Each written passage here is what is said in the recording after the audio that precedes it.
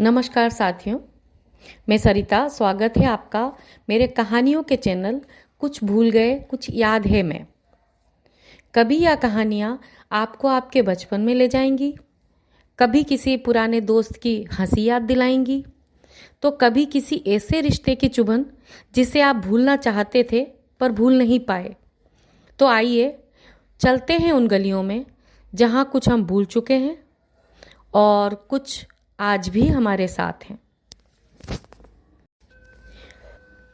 आज हम सुनेंगे विशंबरनाथ शर्मा कौशिक जी की एक लोकप्रिय कहानी ताई। ताऊ जी, हमें रेलगाड़ी ला दोगे? कहता हुआ एक 5 वर्षीय बालक बाबू रामजी दास की ओर दौड़ा। बाबू साहब ने दोनों बाहें फैलाकर कहा, हाँ बेटा, ला देंगे। उनके इतना कहते कहते बालक उनके निकट आ गया। उन्होंने बालक को गोद में उठा लिया और उसका मुख चूमकर बोले, क्या करेगा रेलगाड़ी? बालक बोला, उसमें बैठकर बली दूल जाएंगे। हम भी जाएंगे, चुन्नी को भी ले जाएंगे, बाबूजी को नहीं ले जाएंगे। हमें रेलगाड़ी नहीं ला देते। ताऊ जी, तुम ला दोगे तो तुम्हें ले जाएंगे। बाबू, और किसे ले जाएगा? किसी को नहीं ले जाएंगे। पास ही बाबू रामजी दास की अर्धांगिनी बैठी थी। बाबू साहब ने उनकी ओर इशारा करके कहा, और अपनी ताई को नहीं ले जाएगा? बालक कुछ देर तक अपनी ताई की ओर देखता रहा। ताई जी उस समय कुछ चिड़ी हुई सी बैठी थी। बालक को उनके मुख का भाव अच्छा न लगा, अतः वह बोला, ताई को नहीं ले जाएंगे। ताई जी सुपारी काटती हुई बोली, अपने ताऊ जी को ही ले जा, मेरे ऊपर दया रख। ताई ने यह बात बड़ी रुखाई के साथ कही। बालक ताई के शुष्क व्यवहार को तुरंत ताड़ गया। बाबू साहब ने फिर पूछा, ताई को क्यों नहीं ले जाएगा? बालक, ताई हमें प्यार नहीं करती। बाबू, जो प्यार करे तो ले जाएगा। बालक को इसमें कुछ संदेह था। ताई के भाव देखकर उसे यह आशा नहीं थी कि वह प्यार करेंगी। इससे बालक मौन रहा। बाबू साहब ने फिर पूछा, क्यों रे, बोलता नहीं? ताई प्यार करे तो रेल पर बिठाकर ले जाएगा। बालक ने ताऊ जी को प्रसन्न करने के लिए केवल सिर हिलाकर स्वीकार कर लिया, परंतु मुख से कुछ नहीं कहा। बाबू साहब उसे अपनी अर्धांगिनी के पास ले जाकर उनसे बोले, लो, इसे प्यार कर लो तो तुम्हें भी ले जाएगा। परंतु बच्चे की ताई श्रीमती रामेश्वरी को पति की यह चुहलबाजी अच्छी न लगी। वह तुनक कर बोली, तुम ही रेल पर बैठकर जाओ, मुझे नहीं जाना है। बाबू साहब ने रामेश्वरी की बात पर ध्यान नहीं दिया। बच्चे को उनकी गोद में बैठाने की चेष्टा करते हुए बोले, प्यार नहीं करोगी तो फिर रेल पर नहीं बिठाएगा। क्यों रे मनोहर? मनोहर ने ताऊ की बात का उत्तर नहीं दिया। उधर ताई ने मनोहर को अपनी गोद से ढकेल दिया। मनोहर नीचे गिर पड़ा। शरीर में तो चोट नहीं लगी, पर हृदय में चोट लगी। बालक रो पड़ा। बाबू साहब ने बालक को गोद में उठा लिया, चुमकार पुचकार कर चुप किया और तत्पश्चात उसे कुछ पैसा तथा रेलगाड़ी ला देने का वचन देकर छोड़ दिया। बालक मनोहर भयपूर्ण दृष्टि से अपनी ताई की ओर ताकता हुआ उस स्थान से चला गया। मनोहर के चले जाने पर बाबू रामजी दास रामेश्वरी से बोले, तुम्हारा यह कैसा व्यवहार है? बच्चे को ढकेल दिया, जो उसे चोट लग जाती तो? रामेश्वरी मुंह मटकाकर बोली, लग जाती तो अच्छा होता। क्यों मेरी खोपड़ी पर लादे देते थे? आप ही मेरे ऊपर डालते थे और आप ही सब ऐसी बातें करते हैं। बाबू साहब कुड़कर बोले, इसी को खोपड़ी पर लादना कहते हैं? रामेश्वरी, और किसे कहते हैं? तुम्हें तो अपने आगे और किसी का दुख सुख सूझता ही नहीं। ना जाने कब किसका जी कैसा होता है। तुम्हें उन बातों की कोई परवाह ही नहीं। अपनी चुहल से काम है। बाबू, बच्चों की प्यारी प्यारी बातें सुनकर तो चाहे जैसा जी हो प्रसन्न हो जाता है, मगर तुम्हारा हृदय ना जाने किस धातु का बना हुआ है। रामेश्वरी, तुम्हारा हो जाता होगा और होने को होता है, मगर वैसा बच्चा भी तो हो। पराए धन से भी कहीं घर भरता है। बाबू साहब कुछ देर चुप रहकर बोले, यदि अपना सगा भतीजा भी पराया धन कहा जा सकता है तो फिर मैं नहीं समझता कि अपना धन किसे कहेंगे। रामेश्वरी कुछ उत्तेजित होकर बोली, बातें बनाना बहुत आसान है। तुम्हारा भतीजा है, तुम चाहे जो समझो, पर मुझे यह बातें अच्छी नहीं लगती। हमारे भाग ही फूटे हैं, नहीं तो यह दिन काहे को देखने पड़ते। तुम्हारा चलन तो दुनिया से निराला है। आदमी संतान के लिए ना जाने क्या क्या करते हैं, पूजा पाठ करते हैं, व्रत रखते हैं, पर तुम्हें इन बातों से क्या काम। रात दिन भाई भतीजों में मगन रहते हो। बाबू साहब के मुख पर घृणा का भाव झलक आया। उन्होंने कहा, पूजा पाठ व्रत सब ढकोसला है। जो वस्तु भाग्य में नहीं वह पूजा पाठ से कभी प्राप्त नहीं हो सकती। मेरा तो यह अटल विश्वास है। श्रीमती जी कुछ रुआंसे स्वर में बोली, इसी विश्वास ने सब चौपट कर रखा है। ऐसे ही विश्वास पर सब बैठ जाएं तो काम कैसे चले। सब विश्वास पर ही ना बैठे रहें। आदमी काहे को किसी बात के लिए चेष्टा करे। बाबू साहब ने सोचा कि मूर्ख स्त्री के मुंह लगना ठीक नहीं, अतएव वह स्त्री की बात का कुछ उत्तर न देकर वहां से टल गए। बाबू रामजी दास धनी आदमी हैं, कपड़े की आड़त का काम करते हैं, लेन देन भी है। इनसे एक छोटा भाई है, उसका नाम है कृष्णदास। दोनों भाइयों का परिवार एक में ही है। बाबू रामजी दास की आयु 35 के लगभग है और छोटे भाई कृष्णदास की आयु 21 के लगभग। रामजी दास ने संतान है। कृष्णदास की 2 संतानें हैं। एक पुत्र, वही पुत्र जिससे पाठक परिचित हो चुके हैं, और एक कन्या है। कन्या की वय 2 वर्ष के लगभग है। रामजी दास अपने छोटे भाई और उनकी संतान पर बड़ा स्नेह रखते हैं। ऐसा स्नेह कि उसके प्रभाव से उन्हें अपनी संतानहीनता कभी खटकती ही नहीं। छोटे भाई की संतान को अपनी संतान समझते हैं। दोनों बच्चे भी रामदास से इतने हिले हैं कि उन्हें अपने पिता से भी अधिक समझते हैं। परंतु रामजी दास की पत्नी रामेश्वरी को अपनी संतानहीनता का बड़ा दुख है। वह दिन रात संतान ही की सोच में घुली रहती है। छोटे भाई की संतान पर पति का प्रेम उनकी आंखों में कांटे की तरह खटकता है। रात के भोजन इत्यादि से निवृत्त होकर रामजी दास शैया पर लेटे शीतल और मंद वायु का आनंद ले रहे हैं। पास ही दूसरी शैया पर रामेश्वरी हथेली पर सिर रखे किसी चिंता में डूबी हुई थी। दोनों बच्चे अभी बाबू साहब के पास से उठकर अपनी माँ के पास गए थे। बाबू साहब ने अपनी स्त्री की ओर करवट लेकर कहा, आज तुमने मनोहर को बुरी तरह ढकेला था कि मुझे अब तक उसका दुख है। कभी कभी तो तुम्हारा व्यवहार अमानुषिक हो उठता है। रामेश्वरी बोली, तुम ही ने मुझे ऐसा बना रखा है। उस दिन उस पंडित ने कहा कि हम दोनों के जन्म पत्र में संतान का योग है और उपाय करने से संतान हो सकती है। उसने उपाय भी बताए थे, पर तुमने उनमें से एक भी उपाय करके ना देखा। बस तुम तो इन्हीं दोनों में मगन हो। तुम्हारी इस बात से रात दिन मेरा कलेजा सुलगता रहता है। आदमी उपाय तो करके देखता है, फिर होना ना होना भगवान के अधीन है। बाबू साहब हंसकर बोले, तुम्हारी जैसी सीधी स्त्री भी क्या कहूँ। तुम इन ज्योतिषियों की बातों पर विश्वास करती हो जो दुनिया भर के झूठे और धूर्त हैं, झूठ बोलने ही की रोटियां खाते हैं। रामेश्वरी तुनक कर बोली, तुम्हें तो सारा संसार झूठा ही दिखाई पड़ता है। ये पोथी पुराण भी सब झूठे हैं। पंडित कुछ अपनी तरफ से बनाकर तो कहते नहीं हैं। शास्त्र में जो लिखा है वही वे भी कहते हैं। वह झूठा है तो वे भी झूठे हैं। अंग्रेजी क्या पढ़ी, अपने आगे किसी को गिनते ही नहीं। जो बात बाप दादे के ज़माने से चली आई है उन्हें भी झूठा बताते हैं। बाबू साहब, तुम बात तो समझती नहीं, अपनी ही ओटे जाती हो।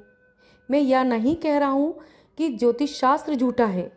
संभव है वह सच्चा हो, परंतु ज्योतिषियों में अधिकांश झूठे होते हैं। उन्हें ज्योतिष का पूर्ण ज्ञान तो होता नहीं। दो एक छोटी मोटी पुस्तकें पढ़कर ज्योतिषी बन बैठते हैं और लोगों को ठगते फिरते हैं। ऐसी दशा में उनकी बातों पर कैसे विश्वास किया जा सकता है? रामेश्वरी, सब झूठे ही हैं। तुम्हें एक सच्चे बने हो। अच्छा, एक बात पूछती हूँ, भला तुम्हारे जी में संतान का मुख देखने की इच्छा क्या कभी नहीं होती? इस बार रामेश्वरी ने बाबू साहब के हृदय का कोमल स्थान पकड़ा। वह कुछ देर चुप रहे। तत्पश्चात एक लंबी सांस लेकर बोले, भला ऐसा कौन मनुष्य होगा जिसके हृदय में संतान का मुख देखने की इच्छा ना हो? परंतु क्या किया जाए, जब नहीं है और न होने की ही कोई आशा है, तब उसके लिए व्यर्थ चिंता करने से क्या लाभ? इसके सिवा जो बात अपनी संतान से होती वही भाई की संतान से हो भी रही है। जितना स्नेह अपनी पर होता उतना ही इन पर भी है। जो आनंद उसकी बाल क्रीड़ा से आता वही इनकी बाल क्रीड़ा से भी आ रहा है। फिर नहीं समझता कि चिंता क्यों की जाए। रामेश्वरी कुड़कर बोली, तुम्हारी समझ को मैं क्या कहूँ, इसी से तो दिन रात जला करती हूँ। भला तो यह बताओ कि तुम्हारे पीछे क्या इन्हीं से तुम्हारा नाम चलेगा? बाबू साहब हंसकर बोले, अरे तुम भी कहाँ की क्षुद्र बातें लाई। नाम संतान से नहीं चलता, नाम अपनी सुकृति से चलता है। तुलसीदास को देश का बच्चा बच्चा जानता है। सूरदास को मरे कितने दिन हो चुके।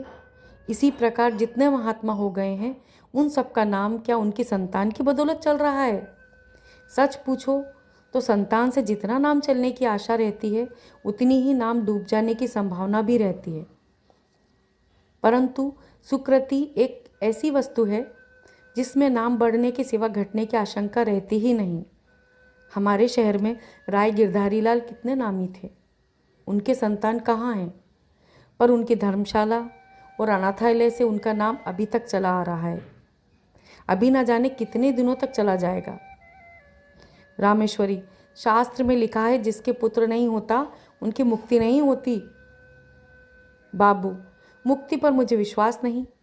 मुक्ति है किस चिड़िया का नाम? यदि मुक्ति होना मान भी लिया जाए, वो यह कैसे माना जा सकता है कि सब पुत्र वालों की मुक्ति हो ही जाती है? मुक्ति का भी क्या सहज उपाय है? ये जितने पुत्र वाले हैं सभी को तो मुक्ति मिल जाती होगी। रामेश्वरी निरुत्तर होकर बोली, अब तुमसे कौन बकवास करे, तुम तो अपने सामने किसी को मानते ही नहीं। मनुष्य का हृदय बड़ा ममत्व प्रेमी है। कैसी ही उपयोगी और कितनी ही सुंदर वस्तु क्यों ना हो, जब तक मनुष्य उसको पराई समझता है तब तक उससे प्रेम नहीं करता। किंतु भद्दी से भद्दी और बिल्कुल काम न आने वाली वस्तु को यदि मनुष्य अपनी समझता है तो उससे प्रेम करता है। पराई वस्तु कितनी ही मूल्यवान क्यों ना हो, कितनी ही उपयोगी क्यों ना हो, कितनी ही सुंदर क्यों ना हो, उसके नष्ट होने पर मनुष्य कुछ भी दुख का अनुभव नहीं करता, इसलिए कि वह वस्तु उसकी नहीं पराई है। अपनी वस्तु कितनी ही भद्दी हो, काम में ना आने वाली हो, नष्ट होने पर मनुष्य को दुख होता है, इसलिए कि वह अपनी चीज़ है। कभी कभी ऐसा भी होता है कि मनुष्य पराई चीज़ से प्रेम करने लगता है। ऐसी दशा में भी जब तक मनुष्य उस वस्तु को अपना बनाकर नहीं छोड़ता अथवा हृदय में यह विचार नहीं कर लेता कि वह वस्तु मेरी है, तब तक उसे संतोष नहीं होता। ममत्व से प्रेम उत्पन्न होता है और प्रेम से ममत्व। इन दोनों का साथ चोली दामन का सा है, ये कभी पृथक नहीं किया जा सकते। यद्यपि रामेश्वरी को माता बनने का सौभाग्य प्राप्त नहीं हुआ था, तथापि उनका हृदय एक माता का हृदय बनने की पूरी योग्यता रखता था। उनके हृदय में वे गुण विद्यमान तथा अंतर्निहित थे जो एक माता के हृदय में होते हैं, परंतु उसका विकास नहीं हुआ था। उनका हृदय उस भूमि की तरह था जिसमें बीज तो पड़ा हुआ है, पर उसको सींचकर और इस प्रकार बीज को प्रस्फुटित करके भूमि के ऊपर लाने वाला कोई नहीं। इसलिए उनका हृदय उन बच्चों की ओर खिंचता तो था, परंतु जब उन्हें ध्यान आता था कि ये बच्चे मेरे नहीं दूसरे के हैं, तब उनके हृदय में उनके प्रति द्वेष उत्पन्न होता था, घृणा पैदा होती थी। विशेषकर उस समय उनके द्वेष की मात्रा और भी बढ़ जाती थी जब वह यह देखती थी कि उनके पतिदेव उन बच्चों पर प्राण देते हैं जो उनके नहीं हैं। शाम का समय था। रामेश्वरी खुली छत पर बैठी हवा खा रही थी। पास उनकी देवरानी भी बैठी थी। दोनों बच्चे छत पर दौड़ दौड़ कर खेल रहे थे। रामेश्वरी उनके खेल को देख रही थी। इस समय रामेश्वरी को उन बच्चों का खेलना कूदना बड़ा भला मालूम हो रहा था। हवा में उड़ते हुए उनके बाल, कमल की तरह खिले उनके नन्हे नन्हे मुख, उनकी प्यारी प्यारी तोतली बातें, उनका चिल्लाना, भागना, लौट जाना इत्यादि क्रीड़ाएं उनके हृदय को शीतल कर रही थीं। सहसा मनोहर अपनी बहन को मारने दौड़ा। वह खिलखिलाती हुई दौड़कर रामेश्वरी की गोद में जा गिरी। उसके पीछे पीछे मनोहर भी दौड़ता हुआ आया और वह भी उन्हीं की गोद में जा गिरा। रामेश्वरी उस समय सारा द्वेष भूल गई। उन्होंने दोनों बच्चों को उसी प्रकार हृदय से लगा लिया जिस प्रकार वह मनुष्य लगाता है जो कि बच्चों के लिए तरस रहा हो। उन्होंने बड़ी सतृष्णता से दोनों को प्यार किया। इस समय यदि कोई अपरिचित मनुष्य उन्हें देखता तो उसे यह विश्वास होता कि रामेश्वरी उन बच्चों की माता हैं। दोनों बच्चे बड़ी देर तक उनकी गोद में खेलते रहे। सहसा उसी समय किसी के आने की आहट पाकर बच्चों की माता वहाँ से उठकर चली गई। मनोहर, ले रेलगाड़ी, कहते हुए बाबू रामजी दास छत पर आए। उनका स्वर सुनते ही दोनों बच्चे रामेश्वरी की गोद से तड़प कर निकल भागे। रामजी दास ने पहले दोनों को खूब प्यार किया, फिर बैठकर रेलगाड़ी दिखाने लगे। इधर रामेश्वरी की नींद टूटी। पति को बच्चों में मगन होते देखकर उनकी भुएं तन गईं। बच्चों के प्रति हृदय में फिर वही घृणा और द्वेष भाव जाग उठा। बच्चों को रेलगाड़ी देकर बाबू साहब रामेश्वरी के पास आए और मुस्कुराकर बोले, आज तो तुम बच्चों को बड़ा प्यार कर रही थी। इससे मालूम होता है कि तुम्हारे हृदय में भी उनके प्रति कुछ प्रेम अवश्य है। रामेश्वरी को पति की यह बात बहुत बुरी लगी। उन्हें अपनी कमजोरी पर बड़ा दुख हुआ। केवल दुख ही नहीं, अपने ऊपर क्रोध भी आया। वह दुख और क्रोध पति के उक्त वाक्य से और भी बढ़ गया। उनकी कमजोरी पति पर प्रकट हो गई। यह बात उनके लिए असह्य हो उठी। रामजी दास बोले, इसीलिए मैं कहता हूँ कि अपनी संतान के लिए सोच करना वृथा है। यदि तुम इनसे प्रेम करने लगो तो तुम्हें यही अपनी संतान प्रतीत होने लगेंगे। मुझे इस बात से प्रसन्नता है कि तुम इनसे स्नेह करना सीख रही हो। यह बात बाबू साहब ने नितांत हृदय से कही थी, परंतु रामेश्वरी को इसमें व्यंग्य की तीक्ष्ण गंध मालूम हुई। उन्होंने कुड़कर मन में कहा, इन्हें मौत भी नहीं आती, मर जाएं, पाप कटे। आठों पहर आंखों के सामने रहने से प्यार को जी ललचा ही उठता है। इनके मारे कलेजा और भी जला करता है। बाबू साहब ने पत्नी को मौन देखकर कहा, अब झेंपने से क्या लाभ। अपने प्रेम को छिपाने की चेष्टा करना व्यर्थ है। छिपाने की आवश्यकता भी नहीं। रामेश्वरी जल भुनकर बोली, मुझे क्या पड़ी है जो मैं प्रेम करूंगी। तुम्ही को मुबारक रहे। निगोड़े आप ही आके घुसते हैं। एक घर में रहने में कभी कभी हंसना बोलना पड़ता ही है। अभी परसों जरा यूं ही ढकेल दिया, उस पर तुमने सैकड़ों बातें सुनाई। संकट में प्राण है, न यो चैन न वो चैन। बाबू साहब को पत्नी के वाक्य सुनकर बड़ा क्रोध आया। उन्होंने कर्कश स्वर में कहा, ना जाने कैसे हृदय की स्त्री है। अभी अच्छी खासी बेटी बच्चों से प्यार कर रही थी, मेरे आते ही गिरगिट की तरह रंग बदलने लगी। अपनी इच्छा से चाहे जो करे, पर मेरे कहने से बल्लियां उछलती है। ना जाने मेरी बातों में कौन सा विष घुला रहता है। यदि मेरा कहना ही बुरा मालूम होता है तो ना कहा करूँगा, पर इतना याद रखो कि अब कभी इनके विषय में निगोड़े सिगोड़े इत्यादि अपशब्द निकाले तो अच्छा ना होगा। तुमसे मुझे ये बच्चे कहीं अधिक प्यारे हैं। रामेश्वरी ने इसका कोई उत्तर न दिया। अपने क्षोभ तथा क्रोध को वे आंखों से द्वारा निकालने लगी। जैसे बाबू रामजी दास का स्नेह दोनों बच्चों पर बढ़ता जाता था, वैसे ही वैसे रामेश्वरी के द्वेष और घृणा की मात्रा भी बढ़ती जाती थी। प्रायः बच्चों के पीछे पति पत्नी में कहासुनी हो जाती थी और रामेश्वरी को पति के कटु वचन सुनने पड़ते थे। जब रामेश्वरी ने यह देखा कि बच्चों के कारण ही वह पति की नज़र से गिरती जा रही है, तब उनके हृदय में बड़ा तूफान उठा। उन्होंने यह सोचा, पराए बच्चों के पीछे यह मुझसे प्रेम कम करते जाते हैं, हर समय बुरा भला कहा करते हैं, इनके लिए ये बच्चे ही सब कुछ हैं, मैं कुछ भी नहीं। दुनिया मरती जाती है पर दोनों को मौत नहीं। ये पैदा होते ही क्यों ना मर गए, न ये होते न मुझे ये दिन देखने पड़ते। जिस दिन ये मरेंगे उस दिन घी के दिए जलाऊंगी। इन्होंने ही मेरे घर का सत्यानाश कर रखा है। इसी प्रकार कुछ दिन व्यतीत हुए। एक दिन नियमानुसार रामेश्वरी छत पर अकेली बैठी हुई थी। उनके हृदय में अनेकों प्रकार के विचार आ रहे थे। विचार और कुछ नहीं, अपने निज की संतान का अभाव, पति का भाई की संतान के प्रति अनुराग इत्यादि। कुछ देर बाद जब उनके विचार स्वयं उन्हीं को कष्टदायक प्रतीत होने लगे, तब वह अपना ध्यान दूसरी ओर लगाने के लिए टहलने लगी। वह टहल ही रही थी कि मनोहर दौड़ता हुआ आया।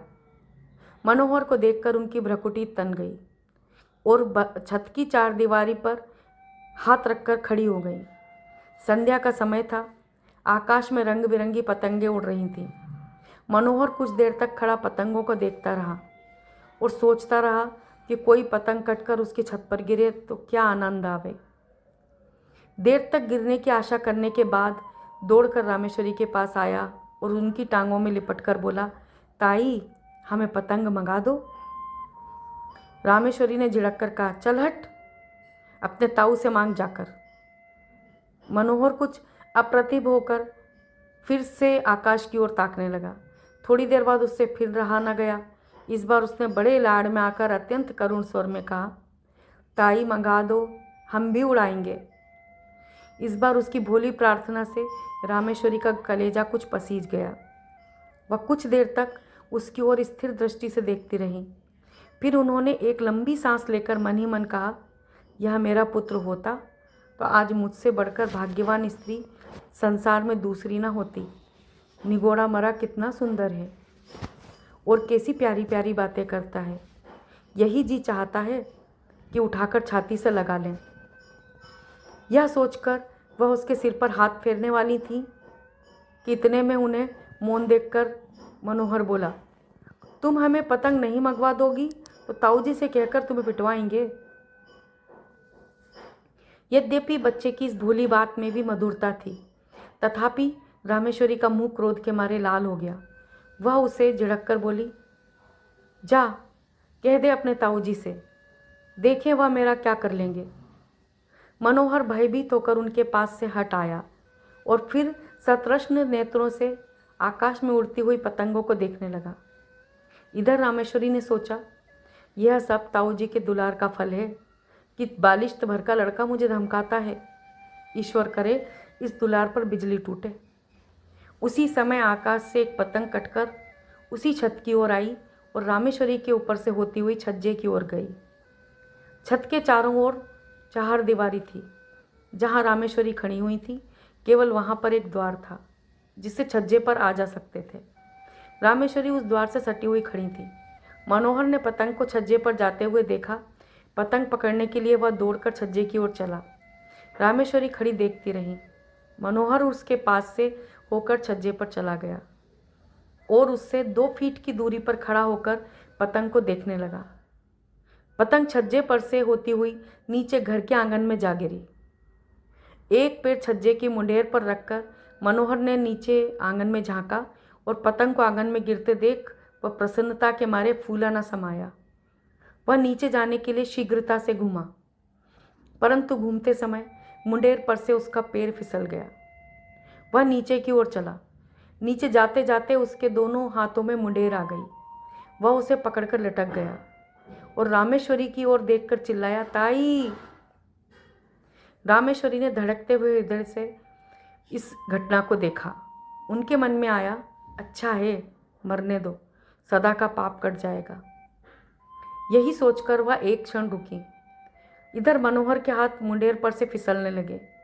वह अत्यंत भय तथा करुण नेत्रों से रामेश्वरी की ओर देखकर चिल्लाया, अरे ताई।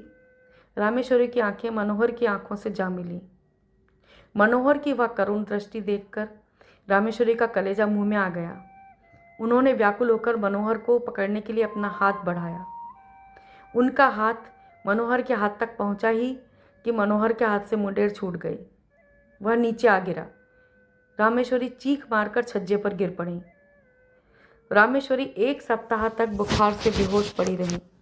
कभी कभी जोर से चिल्ला उठती और कहती, देखो देखो, वह गिरा जा रहा है, उसे बचाओ, दौड़ो, मेरे मनोहर को बचा लो।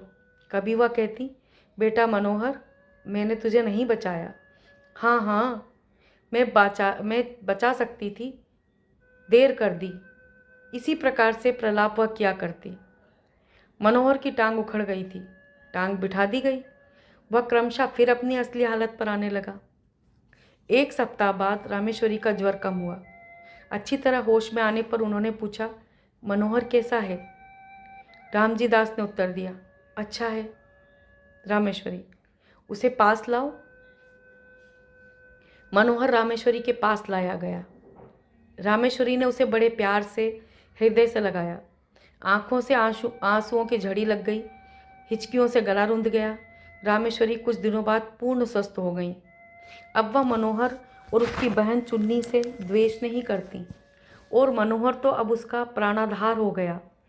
उसके बिना उन्हें एक क्षण भी कल नहीं पड़ती।